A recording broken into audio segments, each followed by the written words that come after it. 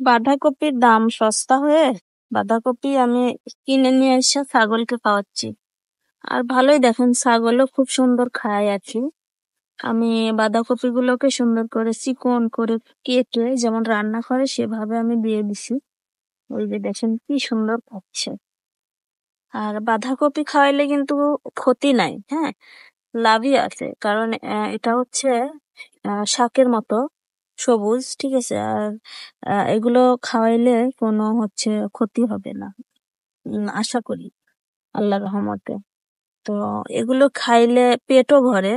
আসলে সমস্যা একটাই, এরা মানে প্রস্রাব করে বেশি, তাতে কোনো সমস্যা নেই, কিন্তু খায় ভালো আর কি, খুবই ভালো খায়। দেখতেই পাচ্ছেন কি সুন্দর খাইতেছে, তাই না? আসলে দাম কম জন্যই খাওয়াইতে পারতাছি, দাম বেশি থাকলে আর খাওয়াতে পারতাম না। তখন মানুষের খাবার নিয়েই জুলুম হতো, কিনে কিনে কেটে খেতে। আর মানে ছাগলকে তো দূরের কথা। তো আলহামদুলিল্লাহ, দোয়া করবেন আমার ছোট্ট গট ফার্মে আমি নিজে পরিশ্রম করি, এবং পরিশ্রম করে আমি হচ্ছে এদেরকে খাওয়াই। খুব বেশি মানে টাকা খরচ করি না। বেশি টাকা খরচ করলে দেখা যাবে যে লাভের চাইতে লসই বেশি বেশি হবে। সো আমি এই কারণে নিজে নিজে পরিশ্রম করার চেষ্টা করি আর কি। তো দোয়া করবেন সবাই আমার জন্য।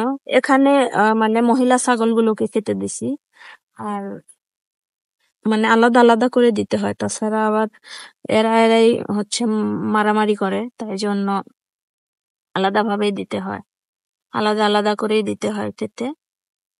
মানে মহিলাদের জায়গায় মহিলা, মানে পুরুষদের জায়গায় পুরুষ আর কি।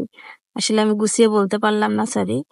সো সবাই দোয়া করবেন আমার জন্য, আমার গট ফার্মটা যেন আরো আরো বড় হয়, আমি যেন কিছু একটা করতে পারি এখান থেকে। সবাই দোয়া করবেন। আর আমাদের বাগান আছে, তো বাগানে আমি হচ্ছে ঘাস বুনে দেই। তারপর আপনারা তো দেখছেন পেয়ারা গাছের ওখানে ঘাস বুনে দেই, আবারও আমি ঘাস বুনবো। এখন ঘাস তেমন একটা নেই, তো আমি আবার ঘাস বুনবো।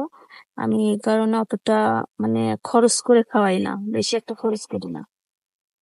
বেশি খরচ করব যখন আমার গট ফার্মটা আরো বড় হবে, তখন আমি